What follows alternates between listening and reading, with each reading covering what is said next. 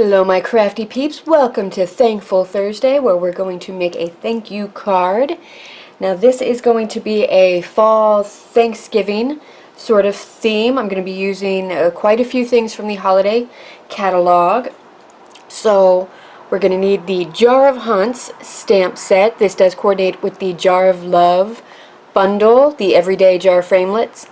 So we're going to use the pumpkin topper from this set. We're going to be using paisleys and posies. We're just going to use the leaves and maybe a flower, a couple different fall type elements from this set. We're also going to be using the thankful sentiment, maybe the thankful grateful. Not completely sure yet, but it'll be something along that lines. Maybe I'll go crazy and use the entire thing. I don't know. We'll see. Also going to be using the triple banner punch, or the banner triple punch. I know it's worded kind of strange in the catalog. Going to need some Stampin' blocks. I pulled out the C and D blocks. A piece of very vanilla cardstock. This is right now cut to be 4 1/4 by 5 1/2. I'll probably end up cutting that down a little bit, but we're going to be stamping our own background paper onto this piece. Going to need a piece of scrap white cardstock, Whisper White. This is where we're going to stamp our pumpkin. We are then going to fussy cut it out. A 1 1/2 inch strip of basic black. Length is yet to be determined. We're going to use this with the banner punch. And a 1 inch strip of Whisper White. We're going to be stamping our sentiment and using it in the banner punch as well. Alright, to color in our pumpkin, we're going to be using a blender pen. Love these. We're also going to use our blocks for that too. Pumpkin pie, Stampin' Up marker, and Old Olive marker. You can get these as a duo in the holiday catalog. It is a great way to try out the Stampin' Up markers. And yeah, I love these. I have the whole set. I will always purchase them. And you can refill these with the re-inkers. That's not what they're called. That's the Tim Holtz with the ink refill kits. We're also going to be using crumb cake. No, that's the Harrison. Let's get the actual right run. Alright, crumb cake. And this comes in a set in the holiday catalog with Real Red. So it's another duo that you can get to try out the markers. Oh, alright. Let's see, also archival basic black Stampin' pad. I will also be using Calypso Coral, Wild Wasabi, Real Red, and Pacific Point for the background stamping. I've got my Stampin' Mist and Stampin' Scrub on standby. Really fantastic things. And now I'm just going to do the rest of this in voiceover. First thing first, we're going to take our piece of Whisper White cardstock and our archival basic black stamp pad and stamp the pumpkin from the Jar of Haunts stamp set so that we can set it aside to fully dry before we start to color it.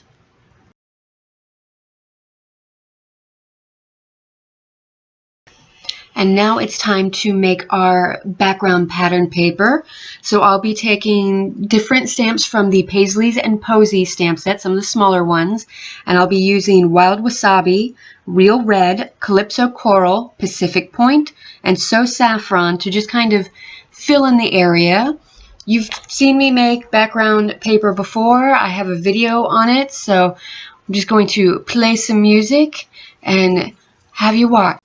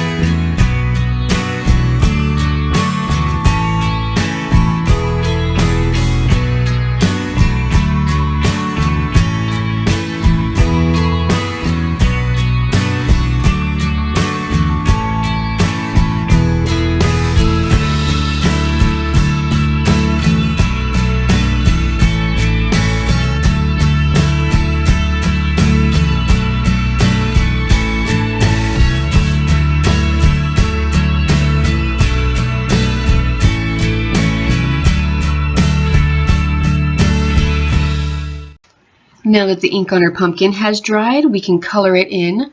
So I'm using an acrylic block to scribble on some pumpkin pie, and then I'm using my blender pen to color in the pumpkin. This is a really easy way to get more of a watercolor wash effect. You can easily build up colors and shading this way just by adding more. It's very soft, it's very subtle. This is Whisper White cardstock, so you do have to be careful with how much you work the cardstock because it will start to pill up.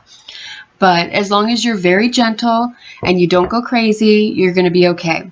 I'm also using some old olive for the leaf and building up the color on that, and some crumb cake for the stem and building up the color that way. Again, be very careful with how much you're working the paper, and rule of thumb, the darker spots, they're going to be the shadow. So keep in mind where your light source is. Try to imagine if it was real life, where is that depth of shade going to be, and just go from there. And I like the blender pen because you can build it up. It's not like you're slapping down one color and you're stuck with whatever you got. You've got time to really imagine what it's supposed to be.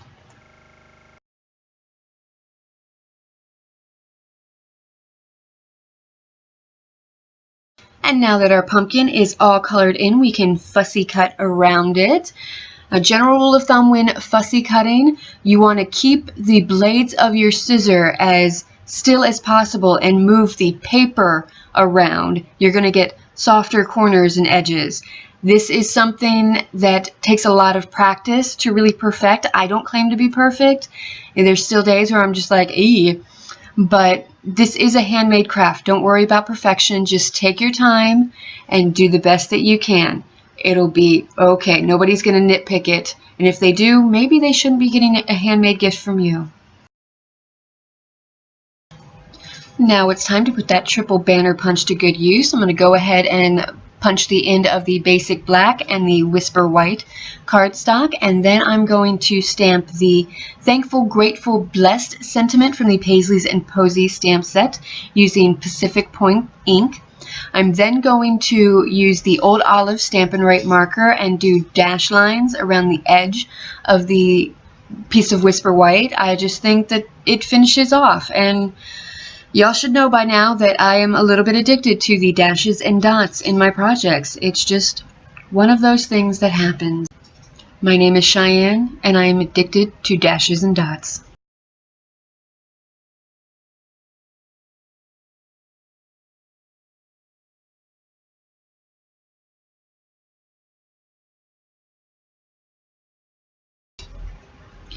Okay, I'm now checking the placement of my elements before I adhere them down, and I ended up deciding that the pumpkin was kind of fading into the background. I wanted it to stand out a little more. So I ended up pulling out my Big Shot, love my Big Shot, and my layering ovals, and I'm going to put a layered oval behind the pumpkin.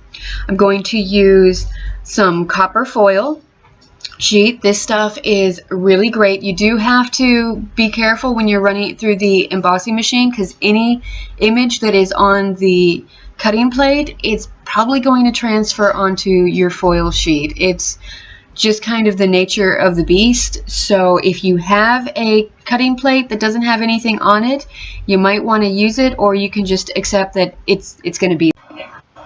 I'm using a piece of Very Vanilla to cut out the background circle. I just think this is going to warm it up a little bit and contrast a little bit with the Whisper White edges around the pumpkin. I'm now going to adhere the banner pieces together and the ovals together before checking my placement on the card. These pieces I know are going to go together, so might as well go ahead and keep them together. And I'm liking this arrangement, so I think it's time to get it ready for the card. I'm going to cut a 1/4 inch off of each side of the background paper because I want the card base to shine through a little bit. And then I decided that it needs a little bit more. Everything's a little bit stark, so I'm going to take my soft suede pad with a stamping sponge, and I'm just going to ink up the edges of the oval, and then I'm going to ink up the edges of the background paper. This is going to really finish it off and step it up, and I love doing this. I love distressing the edges of. Okay, now let's go ahead and adhere everything together. I went ahead and put the banner so that it overhung a little bit because I knew that the card base was going to fill in the gap a little bit. It does hang over a little bit from the finished card, but you know, I like that look. So we're going to go ahead and let's put on some Stampin' Dimensionals on the back of the pumpkin and the back of the layering oval to give a little bit of dimension. I like the width of the Stampin' Dimensionals. They're given dimension without giving too much dimension. And then we're going to pop that onto our crumb cake A2 size card.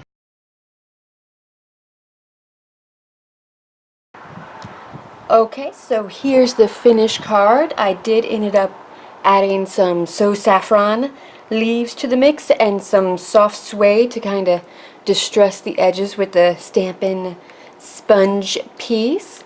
So, oh, and the layering ovals. I used Very Vanilla and a piece of the copper sheet. Now, last I checked, the copper foil sheets were on very low inventory, so I really hope that you can get a hold of some of it because it is awesome. So this is today's Thankful Thursday card. Thank you so much for watching. If you liked what you saw, please remember to like and subscribe. If you're already a subscriber, thank you. I appreciate you so much. As always, a full list of the products I used will be in the description bar below. Just click on the coordinating blog post and it'll bring you right to my website where I have a nice little gallery for you to scroll through, and then it will link directly to my online store. Trying to make it as easy for you guys as I can. So again, thank you and happy crafting!